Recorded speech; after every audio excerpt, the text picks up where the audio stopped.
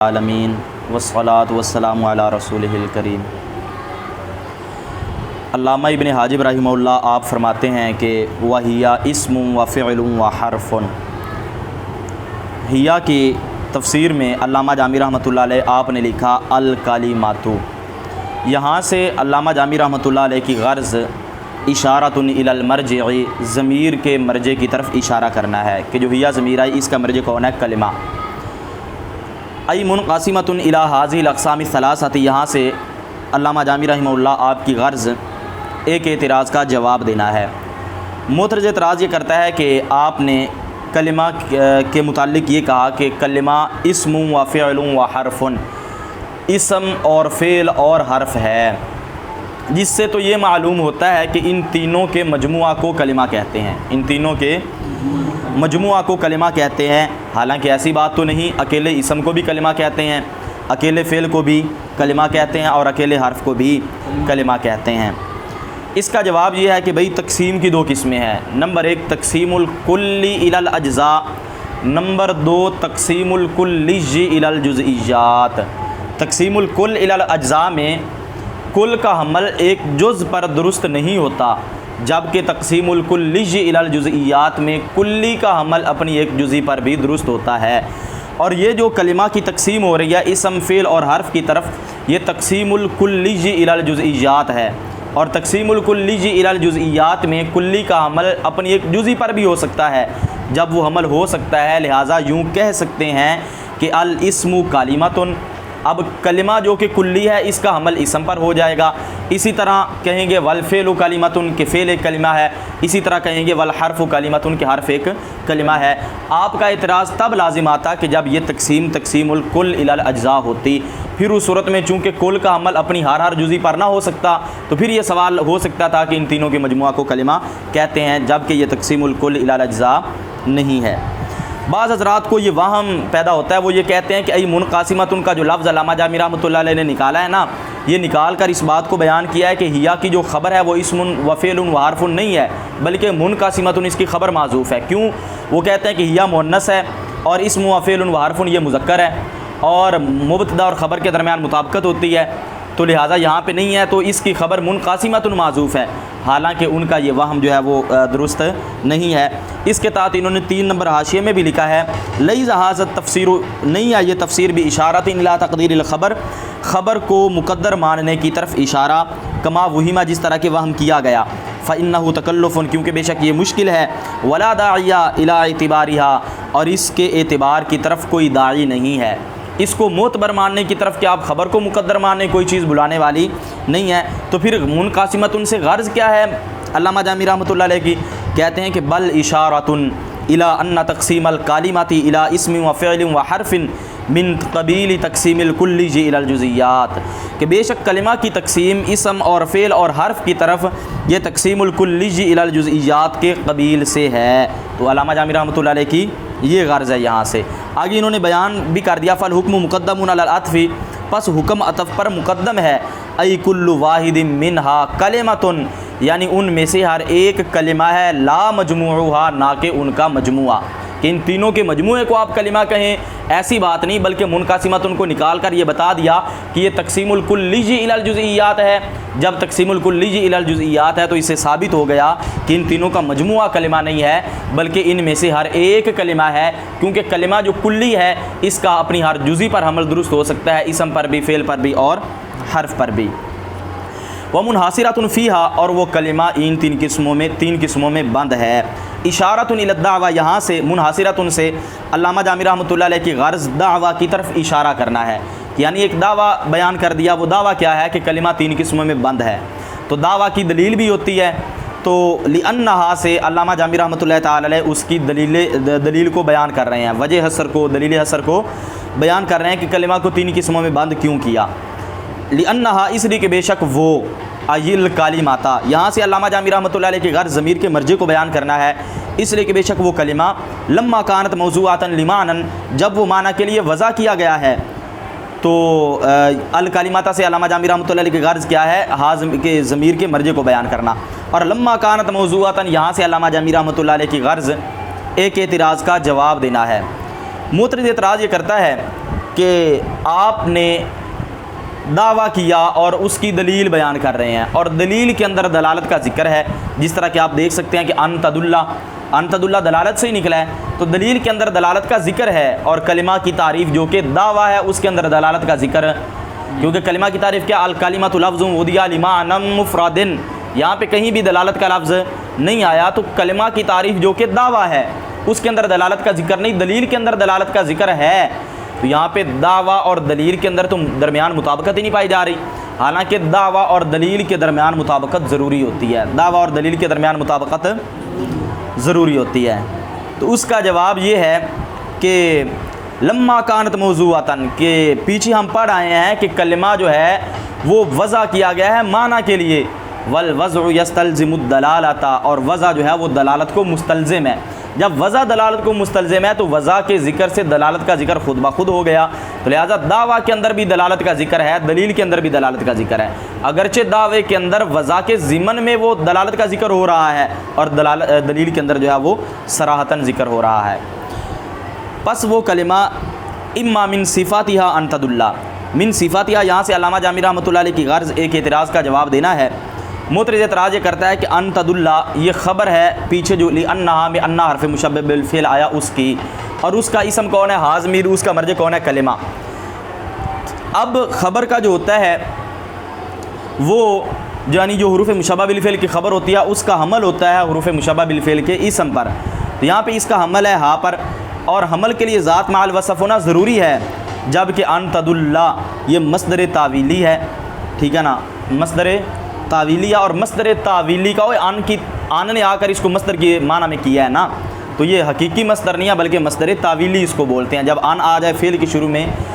تو پھر اس کو کیا بولتے ہیں، مصدر تعویلی، اور مصدر تعویلی کا حمل جو ہے وہ ذات پر درست نہیں ہوتا۔ تو اس کا جواب یہ ہے کہ من صفاتہا کا لفظ نکال کر علامہ جامی رحمۃ اللہ علیہ نے اس کا جواب دے دیا کہ انتد اللہ یہ انا کی خبر ہے ہی نہیں، بلکہ انتد اللہ سے پہلے من صفاتہا معذوف ہے جو کہ خبر مقدم ہے، اور انتد اللہ یہ مبتدا مؤخر ہے، اور یہ مبتدا اپنی خبر سے مل کر پیچھے انا کی خبر بن رہے ہیں، اور جملہ من حیث الجملہ یہ ذات مع الوصف ہوتا ہے، جملہ من حیث الجملہ اور ذات مع الوصف کا عمل جو ہے وہ درست ہے۔ یا وہ کلمہ دلالت کرے گا ایسے معنی پہ فی نفسہا جو اس کلمہ کی ذات میں ہو، تو کائن کا لفظ ذکر کر کے علامہ جامی رحمۃ اللہ علیہ نے متعلق کے حذف کی طرف اشارہ کر دیا کہ یہ جو فی نفسہا جار مجرور ہے، ان کا متعلق یہ پیچھے جو انتد اللہ آیا اس کے متعلق نہیں ہے، بلکہ یہ کائن اس سے پہلے معذوف ہے، یہ اس کے متعلق ہیں، اور پھر کائن یہ صفت بن جائے گا معنن کی، کائن پھر صفت بن جائے گا ای فی نفس الکلمت، یہاں سے علامہ جامی رحمۃ اللہ علیہ کے غرض ضمیر کے مرجع کو بیان کرنا ہے کہ فی نفسہا میں جو ہا ضمیر ہے اس کا مرجع کون ہے، کلمہ، یا اس کلمہ کی صفت سے یہ ہوگا کہ وہ کلمہ ایسے معنی پر دلالت کرے جو معنی اس کلمہ کی ذات میں ہو، جو معنی اس کلمہ کی والمراد بکون المعنی، یہاں سے علامہ جامی رحمۃ اللہ علیہ اس بات کی مراد کو بیان کر رہے ہیں کہ یہ جو پیچھے آیا نا کہ کلمہ ایسے معنی پر دلالت کرے جو معنی اس کلمہ کی ذات میں ہو، تو معنی کے کلمہ کی ذات میں ہونے کا مطلب کیا ہے، معنی کے نفس کلمہ میں ہونے کا مطلب کیا ہے، معنی کے نفس کلمہ میں ہونے کا مطلب اس کی مراد کیا ہے، اس مراد کو بیان کر رہے ہیں کہ والمراد بکون المعنی فی نفسہا، معنی کے نفس کلمہ میں ہونے سے مراد یہ ہے کہ انتد اللہ علیہ بنفسہا، کہ وہ کلمہ اس معنی پر دلالت کرے اپنی ذات کے ساتھ، من غیر حاجت الی انضمام کلمۃ اخری الیہا، اس کی طرف کسی دوسرے کلمہ کو ملانے کی حاجت کے بغیر، یعنی اس کی طرف کیا مطلب ہے کہ معنی جو ہے وہ کلمہ کی ذات میں ہو، اس کا مطلب یہ ہے کہ کلمہ اس معنی پر بذات خود دلالت کرے، کسی اس معنی پر دلالت کرنے میں کسی دوسرے کلمے کا محتاج نہ ہو، اس معنی پر دلالت کرنے میں کسی دوسرے کلمے کا وہ محتاج کیوں نہیں ہوتا، اس کی علت کیا ہے، تو لاستقلالی سے علامہ جامی رحمۃ اللہ علیہ عدم حاجت انضمام کی علت کو بیان کر رہے ہیں کہ یعنی دوسرے کلمہ کو ملانے کی حاجت کیوں نہیں ہوتی، کہتے ہیں لاستقلالہ بالمفہوم جاتی، اس معنی کے مستقل بالمفہوم ہونے کی وجہ سے، جب وہ معنی مستقل بالمفہوم ہوتا ہے، اور مستقل وہی ہوتا ہے جو دوسرے کا محتاج نہیں ہوتا، تو لہٰذا اس معنی پر کلمہ کے دلالت کرنے میں وہ کلمہ کسی دوسرے کلمہ کا محتاج نہیں ہوگا۔ او من صفاتہا، یہاں سے علامہ جامی رحمۃ اللہ علیہ اس بات کو بیان کر رہے ہیں چونکہ اللہ تد اللہ میں جو متن کی عبارت ہے وہ تو صرف اتنی ہے، او لا، او لا، تو لا سے پہلے چونکہ یا وہ دلالت کرے گا تو ظاہر ہے جو معطوف علیہ سے پہلے عبارت ہوتی ہے جو اپنا اس کا عطف کہاں پہ پڑ رہا ہے، لا کا پیچھے ان تدل پر پڑ رہا ہے، تو اب اس سے پہلے کون سی عبارت تھی، من صفاتہا، جو معطوف علیہ سے پہلے عبارت ہوتی ہے وہ معطوف سے پہلے بھی لگائیں گے، اس لیے انہوں نے من صفاتہا اور ان کا لفظ نہیں لگایا، یعنی اس کا عطف جو لا کا پڑ رہا ہے وہ پیچھے تدلہ پر پڑ رہا ہے، اور تدلہ سے پہلے ان بھی ہے اور من صفاتہا بھی ہے، تو یہ عبارت انہوں نے اس سے پہلے بھی لگا دی، یا اس کلمہ کی صفت سے یہ ہوگا کہ اللہ تدلہ، یہ کہ وہ نہیں دلالت کرے گا، علی معنن فی نفسہا، ایسے معنی پر جو اس کی ذات میں ہو، بل علی معنن یحتاج فی الدلالۃ علیہ الی انضمام کلمۃ اخری الیہا، بلکہ وہ ایسے معنی پر دلالت کرے گا کہ جس کے پر دلالت کرنے میں وہ محتاج ہو الی انضمام کلمۃ اخری الیہا، اس کی طرف دوسرے کلمہ کو ملانے کا محتاج، اس کی طرف دوسرے کلمہ کو ملانے کا محتاج ہو، اس کی طرف دوسرے کلمہ کو ملانے کا محتاج ہو، کیوں یہ ملانے کی محتاجی کیوں ہوگی، لعدم استقلالہ بالمفہوم جاتی، اس کے مستقل بالمفہوم نہ ہونے کی وجہ سے۔ اب یہاں تک دو قسمیں بیان ہو گئیں، کیا نمبر ایک کلمہ ایسے معنی پر دلالت کرے گا جو معنی نفس کلمہ میں ہو یعنی کلمہ کی ذات میں ہو، نمبر دو وہ کلمہ ایسے معنی پر دلالت نہیں کرے گا جو معنی کلمہ کی ذات میں ہو، ٹھیک ہے نا، یہ دو صورتیں آ گئیں، دو قسمیں، تو اب ابھی جو دوسری قسم کو پہلے بیان کریں گے اور پہلی قسم کو بعد میں بیان کریں گے۔ کہتے ہیں واسا یجیء تحقیق ذالک فی بیان حد الاسم، ان قریب اس کی تحقیق آئے گی اسم کی تعریف کے بیان میں انشاءاللہ تعالی، اگر اللہ تعالیٰ نے چاہا۔ تو یہ جو پہلی قسم ہے نا کہ کلمہ مستقل بالمفہوم جو ہے نا وہ ہوتا ہے، تو اس کی جو ہے وہ تحقیق آگے آئے گی۔ کہتے ہیں کہ الثانی الحرف، متن کی عبارت جو ہے الثانی الحرف، دوسری قسم حرف ہے، دوسری قسم یعنی وہ کلمہ مستقل معنی پر دلالت کرے گا یا نہیں کرے گا، کرے گا یہ پہلی قسم ہے اور نہیں کرے گا یہ دوسری قسم ہے، تو دوسری قسم کون سی ہے، حرف ہے۔ وہو ما لا يدل، یہاں سے علامہ جامی رحمۃ اللہ علیہ کی غرض قسم ثانی کو معین کرنا ہے کہ دوسری قسم کون سی، کہتے ہیں وہو ما لا يدل علی معنی فی نفسہا، کہ جو اپنے معنی جو ایسے معنی پر دلالت نہ کرے جو اس کی ذات میں ہو، تو دوسری قسم کون سی ہے، حرف ہے۔ کمن و الا، یہاں سے علامہ جامی رحمۃ اللہ علیہ کی غرض دوسری قسم کی مثال بیان کرنا ہے، جس طرح کہ من اور الا، من اور یہ حرف ہیں، فإنہما یحتاجان، یہاں سے علامہ جامی رحمۃ اللہ علیہ کی غرض مثال اور ممثل لہ کے درمیان تطبیق کو بیان کرنا ہے، تو کہ مثال اور ممثل لہ، مثال کون سی ہے، من اور الا، اور ممثل لہ کون ہے کہ جس کی مثال دی جا رہی ہے وہ ہے حرف، تو ان کے درمیان کس چیز کو بیان کرنا ہے، تطبیق کو بیان کرنا ہے، کہ حرف کی تعریف کیا کی کہ جو ایسے معنی پر دلالت نہ کرے جو اس کی ذات میں ہو، اور مثال کیا پیش کی، من اور الا، ان کے درمیان تطبیق کیا ہے، ان کے درمیان تطبیق اس طرح ہے کہ یہ من اور الا یحتاجان، یہ دونوں محتاج ہیں فی الدلالۃ علی معنیہما عن الابتداء والانتہاء، اپنے معنی پر یعنی ابتداء اور انتہا، آنی میں مراد لیتا ہوں یا یعنی اس کا معنی آپ کر لیں، یعنی ابتداء اور انتہا پر دلالت کرنے میں یہ دونوں محتاج ہیں الی کلمۃ اخری، دوسرے کلمہ کی طرف، دوسرے کلمہ، تو یہ بتائیں کہ بھئی یہ محتاج ہوئے کہ نہ ہوئے، ہم نے کیا کہا تھا کہ کلمہ ایسے معنی پر دلالت نہ کرے جو معنی اس کلمہ کی ذات میں ہو، جو معنی اس کلمہ کی ذات میں ہو، تو ایسے اس کا کیا ہم نے کہا تھا کہ یعنی اس کی طرف کسی دوسرے کلمہ کو ملانے کی محتاجی ہو، اس کی طرف کسی دوسرے کلمہ کو ملانے کی، کلمہ کے مستقل معنی پر دلالت نہ کرنے کا یہی مطلب تھا نا کہ وہ معنی پر دلالت کرنے میں کسی دوسرے کلمہ کا محتاج ہو، تو یہاں پہ من اور الا یہ بھی اپنے معنوں پر دلالت کرنے میں دوسرے کلمات کے محتاج ہیں، کل بصرۃ والکوفہ، جس طرح کہ اور بصرہ اور کوفہ، فی قولک، تیرے قول، صرت من البصرۃ الی الکوفہ میں، تو یہاں پہ جو بصرہ اور کوفہ ہیں ان کے محتاج ہیں کون، من اور الا، کہ میں نے اگر اکیلے من اور الا آ جائیں تو من اپنے ابتداء والے معنی پر اور الا اپنے انتہا والے معنی پر دلالت نہیں کرے گا، بلکہ یہ اپنے معنی پر دلالت کب نہیں، فإنہما یحتاجان فی الدلالۃ علی معنیہما، یہاں سے علامہ جامی رحمۃ اللہ علیہ کی غرض مثال اور ممثل لہ کے درمیان تطبیق کو بیان کرنا ہے، کہ مثال کون سی ہے، من اور الا، اور ممثل لہ جس کی مثال دی گئی ہے وہ حرف ہے، اور حرف کی کیا تعریف ہے کہ جو ایسے معنی پر دلالت نہ کرے جو معنی اس کی ذات میں ہو، تو ایسے معنی پر دلالت نہ کرنا جو اس کی ذات میں ہو، اس کا مطلب ہم نے یہ پیچھے بیان کیا کہ یعنی وہ مستقل بالمفہوم نہ ہو، وہ مستقل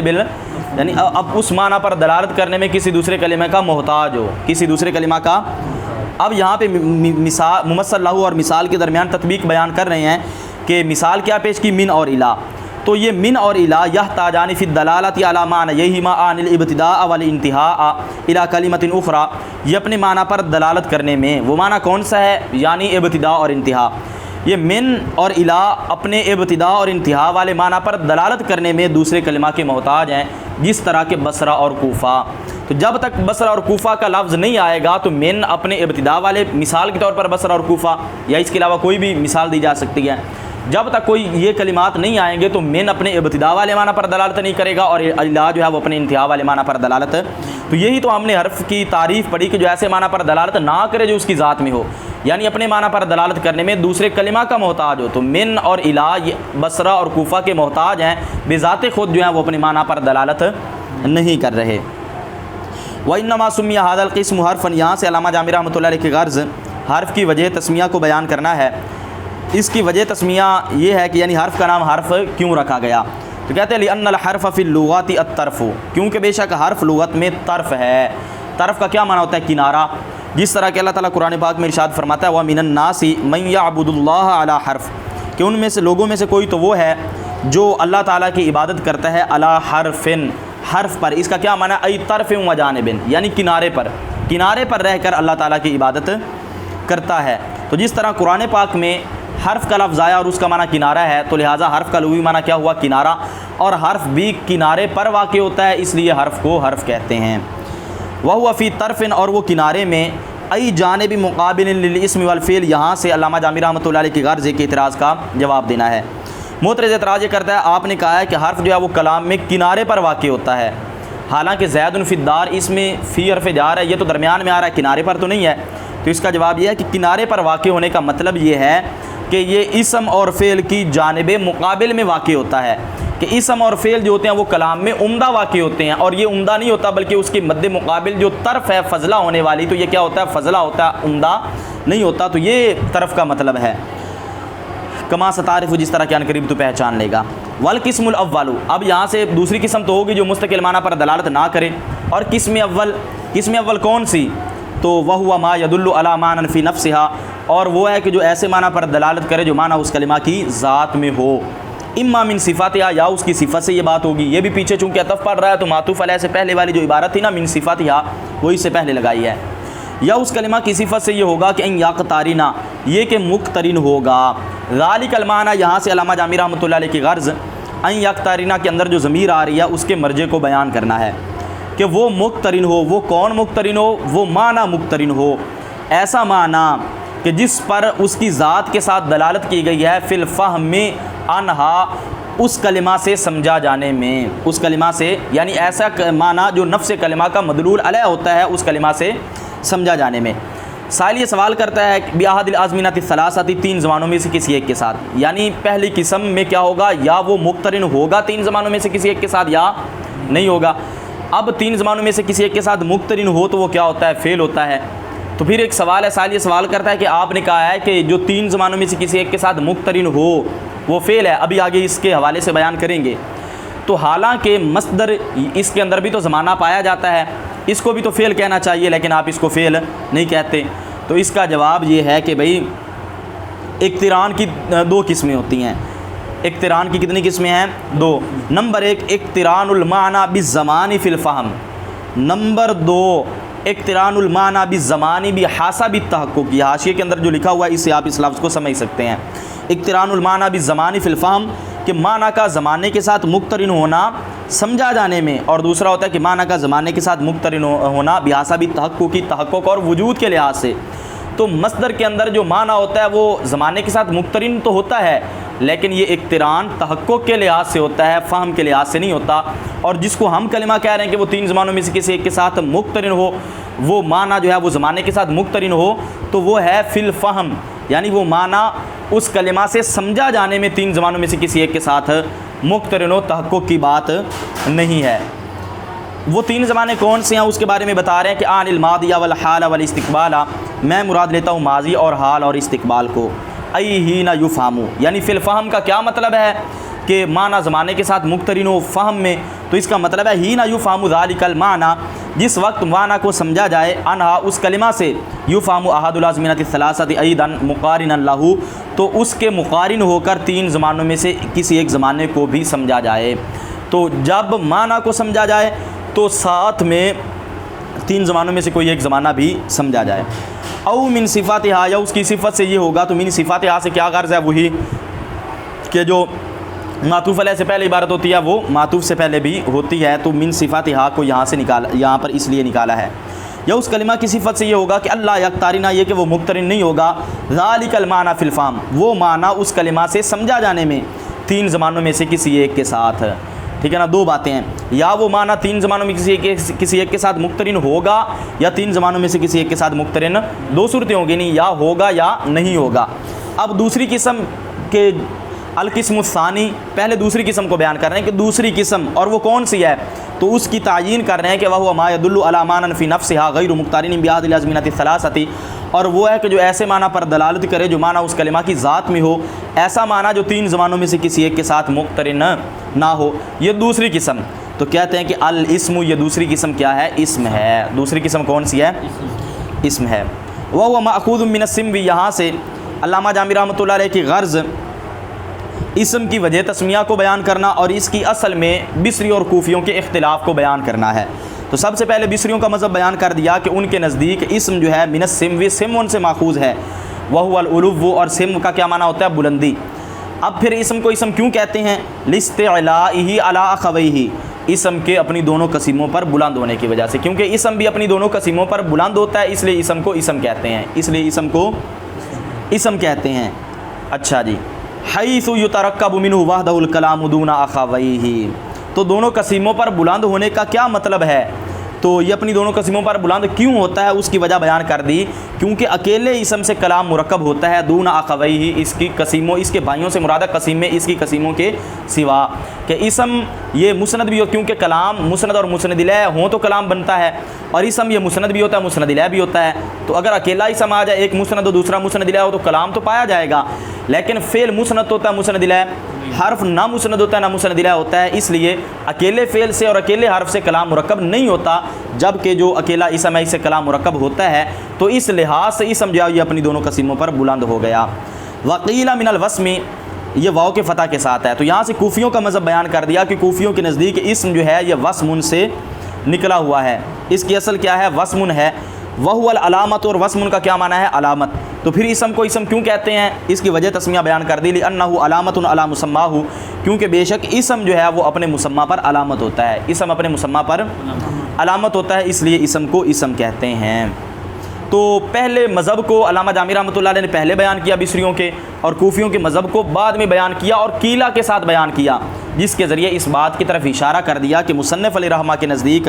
بصریوں کا مذہب جو ہے وہ راجح ہے، اس لیے انہوں نے یہاں نیچے بھی لکھا کہ اپنا والاول هو الراجح، پہلا مذہب جو ہے وہ راجح ہے 2 نمبر حاشیہ میں، وَإِلَيْهِ اشارہ بتقدیمہ، اور اسی کی طرف اشارہ کیا انہوں نے اس کو مقدم کر کے، وَبِذِكْرِ الْمَذْهَبِ الثَّانِي بِقِيلَ، اور دوسرے مذہب کو قیلہ کے ساتھ ذکر کر کے، دوسرے مذہب کو قیلہ کے ساتھ ذکر کیا اور پہلے کو مقدم کیا، جس کے ذریعے انہوں نے اس بات کی طرف اشارہ کیا کہ پہلا مذہب جو ہے وہ راجح ہے۔ والقسم الاول، اور قسم اول، اب یہاں دوسری قسم ہو گئی کہ جو ایسے معنی پر دلالت کرے جو اس کی ذات میں ہو اور 3 زمانوں میں سے کسی ایک کے ساتھ مقترن نہ ہو، یہ ہو گیا، اور اگر مقترن ہو تو وہ کیا ہوتا ہے؟ کہتے ہیں کہ القسم الاول، قسم اول وہ کون سی ہے؟ اس کی تعیین یہاں سے کر رہے ہیں کہ وہ ما يدل علی معنی فی نفسہ غیر مقترن بہذه الازمنۃ الثلاثۃ، اور قسم اول وہ ہے کہ جو ایسے معنی پر دلالت کرے جو اس کی ذات میں ہو، ایسا معنی جو 3 زمانوں میں سے کسی ایک کے ساتھ مقترن ہو، وہ قسم اول الفعل فعل ہے۔ سمیہ بہ سے علامہ جامی رحمۃ اللہ علیہ کی غرض فعل کی وجہ تسمیہ کو بیان کرنا ہے، کہ فعل کی وجہ تسمیہ یعنی فعل کو فعل کیوں کہتے ہیں، تو کہ لتضمنہ الفعل اللغوی وهو المصدر، فعل کو فعل اس لیے کہتے ہیں کیونکہ فعل لغوی یعنی مصدر کو اپنے ضمن میں لیے ہوئے ہوتا ہے، جو مصدر کا معنی ہوتا ہے یہ فعل اس کو اپنے ضمن میں لیے ہوئے ہوتا ہے، تو اس لیے فعل کو فعل کہتے ہیں، تو لہذا یہ تسمیۃ الکل باسم الجز کے قبیل سے ہو گیا۔ یہ 3 نمبر حاشیے میں انہوں نے لکھا کہ مصدر جو ہے یہ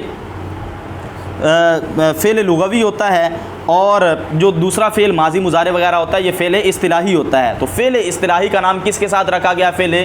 لغوی کے نام کے ساتھ. کیونکہ فعل اصطلاحی فعل لغوی کو اپنے ضمن میں لیے ہوئے ہے تو یہ کل کا نام رکھ دیا گیا جز کے ساتھ. کیا کر دیا گیا؟ کل کا نام رکھ دیا گیا جز کے نام کے ساتھ. وہی اور وہ ایل کلمۃ یعنی کلمہ اسم و فعل و حرف، اسم اور فعل اور حرف ہے. ای منقسمۃ الی ھذی الاقسام الثلاثۃ یعنی ان تین اقسام کی طرف منقسم ہے. و منحصرۃ فیھا اور ان میں منحصر ہے.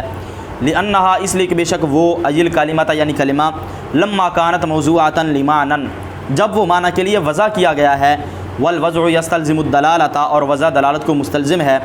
فہی اما من صفاتھا تو یا اس کی صفت سے یہ ہوگا کہ ان تدل علی معنی کہ وہ ایسے معنی پر دلالت کرے گا کائن فی نفسہا جو اس کی ذات میں ہو، یعنی ای فی نفس الکلمات یعنی کلمہ کی ذات میں. والمراد بکون المعنی فی نفسہا اور معنی کے اس کلمہ کی ذات میں ہونے سے مراد یہ ہے کہ ان تدل علیہ بنفسہا کہ وہ کلمہ اس معنی پر اپنی ذات کے ساتھ دلالت کرے. من غیر حاجت الی انضمام کلمۃ اخری الیہا اس کلمہ کی طرف کسی دوسرے کلمہ کو ملانے کی حاجت کے بغیر. لاستقلالی بالمفہومیت اس معنی کے مستقل بالمفہوم ہونے کی وجہ سے. او من صفاتھا یا اس کی صفت سے یہ ہوگا کہ اللہ تدل علی معنی کہ وہ نہیں دلالت کرے گا ایسے معنی پر فی نفسہا جو اس کی ذات میں ہو، بل علی معنی بلکہ ایسے معنی پر دلالت کرے گا یحتاج فی الدلالۃ علیہ جس پر دلالت کرنے میں وہ محتاج ہوگا الی انضمام کلمۃ اخری الیہا اس کی طرف دوسرے کلمہ کو ملانے کا. لعدم استقلالہ بالمفہومیت اس کے مستقل بالمفہوم نہ ہونے کی وجہ سے. وسیجیء تحقیق ذالک ان قریب اس کی تحقیق آئے گی فی بیان حد الاسم اسم کی تعریف کے بیان میں انشاءاللہ تعالی. القسم الثانی دوسری قسم وہوا ما لا یدل اور وہ ہے کہ جو ایسے معنی پر دلالت نہ کرے فی نفسہا جو اس کی ذات میں ہو. وہ دوسری قسم کیا ہے؟ الحرف حرف ہے. کمن و الی جس طرح کہ من اور الی. فانہما کیونکہ بے شک من اور الی یحتاجان فی الدلالۃ علی معنیہما عن الابتداء والانتہاء اپنے معنوں یعنی ابتداء اور انتہا پر دلالت کرنے میں یہ دونوں محتاج ہیں الی کلمۃ اخری دوسرے کلمہ کی طرف. کالبصرۃ والکوفہ جس طرح کہ بصرہ اور کوفہ فی قولک تیرے قول سرت من البصرۃ الی الکوفہ میں. وانما سمی ھذا القسم حرفا اور بے شک اس قسم کا نام حرف رکھا گیا. لان الحرف فی اللغۃ الطرف کیونکہ بے شک حرف لغت میں کنارہ ہے. وہو فی طرف اور وہ حرف کنارے میں ہے. کنارے میں ہونے کا کیا مطلب ہے؟ ای جانب مقابل للاسم والفعل یعنی اسم اور فعل کی مقابل کی جانب میں ہے. حیث یقعان عمدۃ فی الکلام کیونکہ اسم اور فعل کلام میں عمدہ واقع ہوتے ہیں. وہو لا یقع عمدۃ فیہ اور وہ حرف کلام میں عمدہ واقع نہیں ہوتا. کما ستعرف جس طرح کہ ان قریب تو پہچان لے گا. والقسم الاول اور قسم اول وہو ما یدل علی معنی فی نفسہا اور وہ ہے کہ جو ایسے معنی پر دلالت کرے جو معنی اس کی ذات میں ہو. اما من صفاتھا یا اس کی صفت سے یہ ہوگا کہ ان یقترنا کہ وہ مقترن ہوگا. کون؟ ذالک المعنی المدلول وہ معنی المدلول علیہ بنفسہا جو نفس کلمہ کا مدلول علیہ ہے. مدلول علیہ کا معنی مدلول علیہ کر لیں بنفسہا کے ہاتھ کا کلمہ ہے نا جو نفس کلمہ کا مدلول علیہ ہے وہ معنی یہ کہ مقترن ہوگا فی الفہم عنہا اس کلمہ سے سمجھا جانے میں. بأحد الازمنۃ الثلاثۃ تین زمانوں میں سے کسی ایک کے ساتھ تین زمانوں میں سے ایک کے ساتھ. عن الماضی والحال والاستقبال میں مراد لیتا ہوں ماضی حال اور استقبال کو یعنی تین زمانوں سے یہ مراد ہے. ایہین یفہم ذلک المعنی عنہا یعنی جس وقت وہ معنی اس کلمہ سے سمجھا جائے. یفہم احد الازمنۃ الثلاثۃ ایضا تو تین زمانوں میں سے ایک زمانہ بھی سمجھا جائے مقارنا لہ اس معنی کے مقارن ہو کر. او من صفاتھا یا اس کی صفت سے یہ ہوگا کہ اللہ یقترن ذلک المعنی کہ وہ معنی مقترن نہیں ہوگا فی الفہم عنہا اس کلمہ سے سمجھا جانے میں ما احد الازمنۃ الثلاثۃ تین زمانوں میں سے ایک کے ساتھ. الثانی دوسری قسم دوسری کون سی ہے؟ وہو ما یدل علی معنی فی نفسہا اور وہ ہے جو ایسے معنی پر دلالت کرے جو معنی اس کی ذات میں ہو. ایسا معنی غیر مقترن بأحد الازمنۃ الثلاثۃ تین زمانوں میں سے ایک کے ساتھ مقترن نہ ہو. الاسم دوسری قسم کون سی ہے؟ اسم ہے. وہو ماخوذ من السمو اور وہ سمو ان سے ماخوذ ہے. وہو العلو اور وہ بلندی ہے یعنی اس کا معنی لاستعلائہ علی اخویہ اس اسم کے اپنے بھائیوں پر بلند ہونے کی وجہ سے. حیث یترکب منہ بھائیوں سے مراد قسیم میں. حیث یترکب کیونکہ اس وحدہ کیونکہ اکیلے اسم سے مرکب ہوتا ہے الکلام کلام دون اخویہ اس کی قسیموں کے سوا. وقیل اور کہا گیا کہ من الوسم وسم سے ماخوذ ہے. وہو العلامت اور وہ وسم اس کا معنی کیا؟ علامت ہے. لأنہ علامت علی مسماہ کیونکہ بے شک وہ اسم جو ہے اپنے معنی پر علامت ہوتا ہے. والقسم الاول اور قسم اول کون سی ہے قسم اول؟ وہو ما یدل اور وہ ہے جو ایسے معنی پر دلالت کرے جو معنی اس کی ذات میں ہو، ایسا معنی مقترن بہذ الازمنۃ الثلاثۃ تو تین زمانوں میں سے ایک کے ساتھ مقترن ہو۔ الفعل یہ قسم اول کون سی ہے؟ فعل ہے۔ سمی بہ اس کا نام رکھا گیا ہے، یعنی فعل کا نام فعل کے ساتھ رکھا گیا ہے، کیوں؟ لتضمنہ الفعل اللغویہ اس فعل اصطلاحی کے فعل لغوی کو ضمن میں لینے کی وجہ سے، وہو المصدر اور وہ فعل لغوی مصدر ہے۔